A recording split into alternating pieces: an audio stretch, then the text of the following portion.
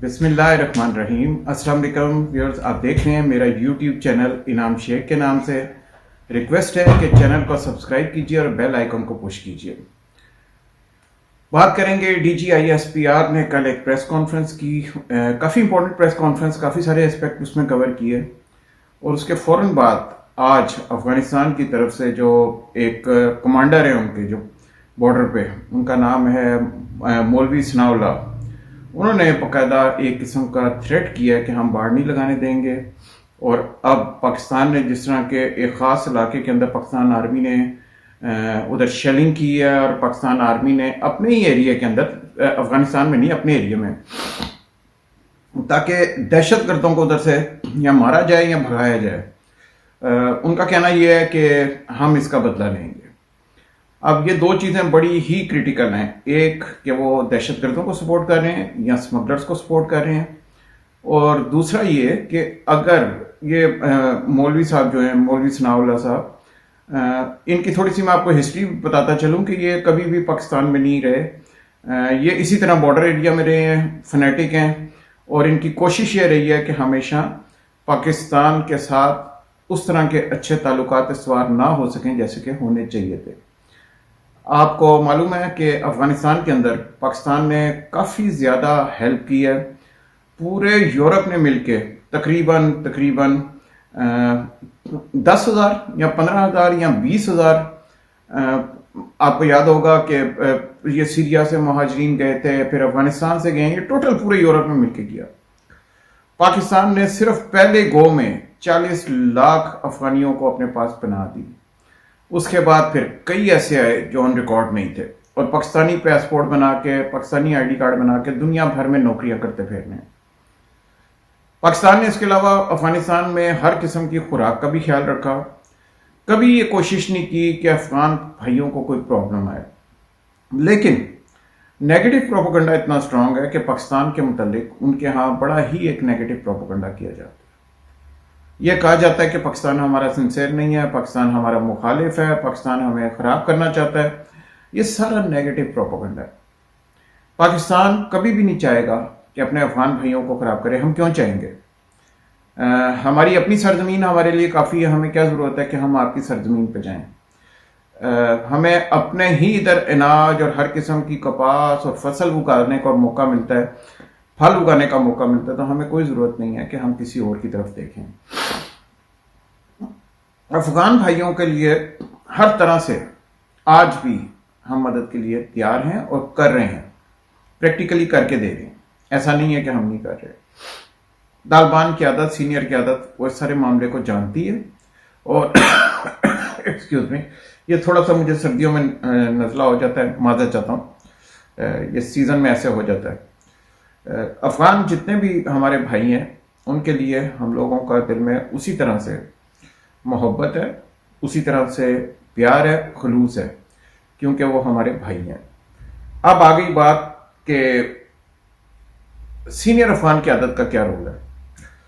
Senior Afghan क़यादत का role ये है कि वो हमारी सीनियर क़यादत के साथ बिल्कुल अलाइंड है। डिफरेंस ऑफ ओपिनियन हर जगह पे मौजूद होता है। मैं और मेरे भाई में भी डिफरेंस होगा। इसका यह मतलब नहीं है कि हम एक पेज पे नहीं है।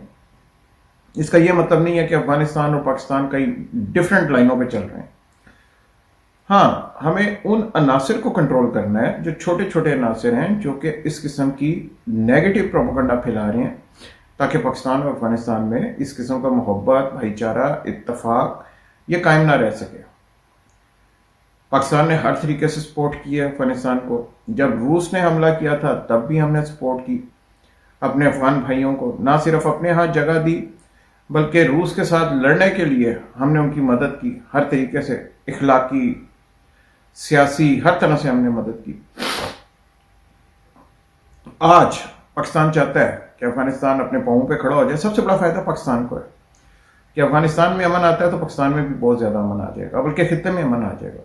तो पाकिस्तान कभी नहीं चाहेगा कि अफगानिस्तान को खराब करे।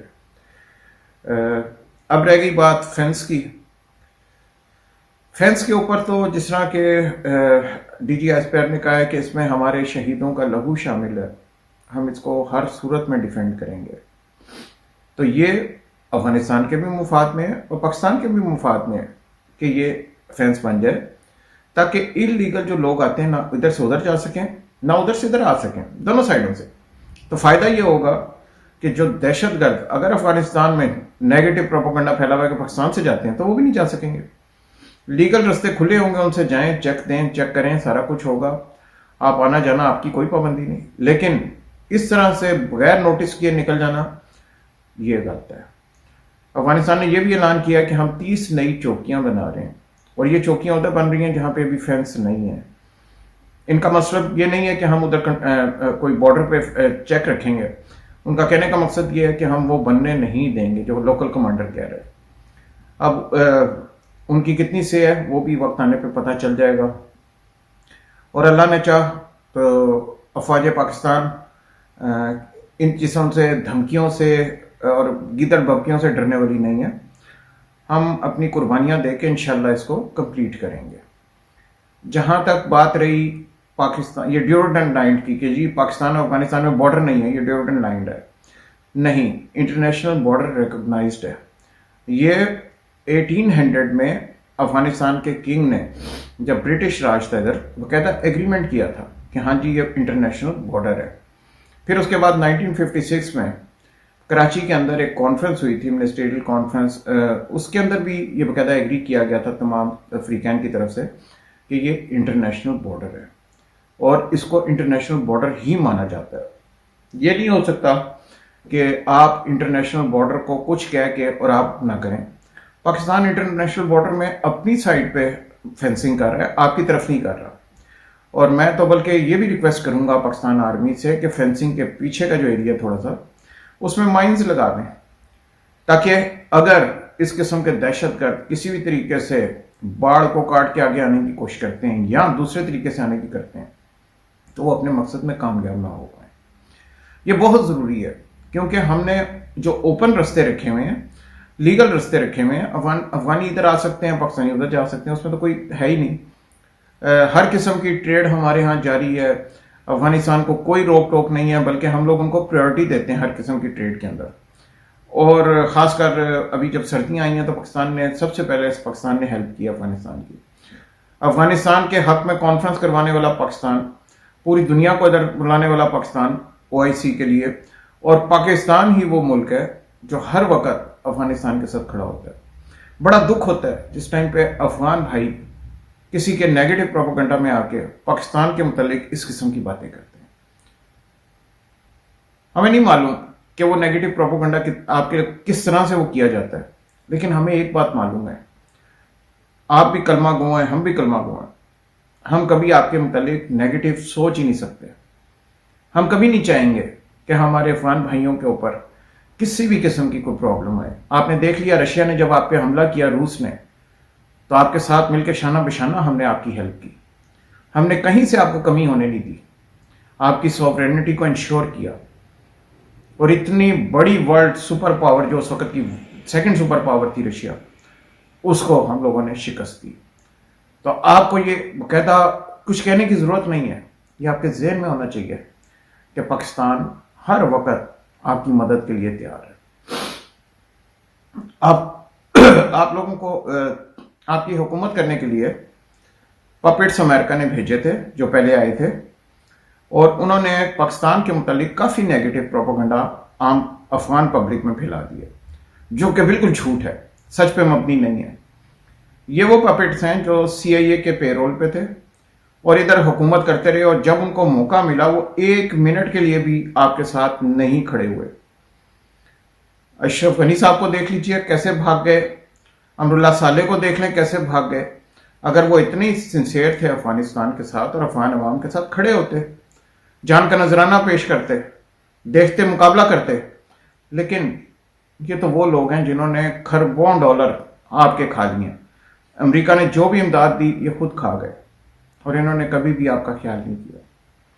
हम अब भी चाहते हैं, हमें कोई गर्ज नहीं है इससे कि भारत क्या कर रहा है, रूस क्या कर रहा है। हम अब भी चाहते हैं अफगानिस्तान में जितने भी हमारे भाई हैं, चाहे वो किसी भी फिक्र से ताल्लुक रखते हैं, किसी भी जमात से ताल्लुक रखते हैं, हम चाहते हैं कि अल्लाह ताला उनके हालात बेहतर करे, और उनमें ये शफकत डाले, ये मोहब्बत डाले कि खित्ते के अंदर पाकिस्तान, अफगानिस्तान, ईरान, तुर्कमानिस्तान, हम सारे मिल के रहें।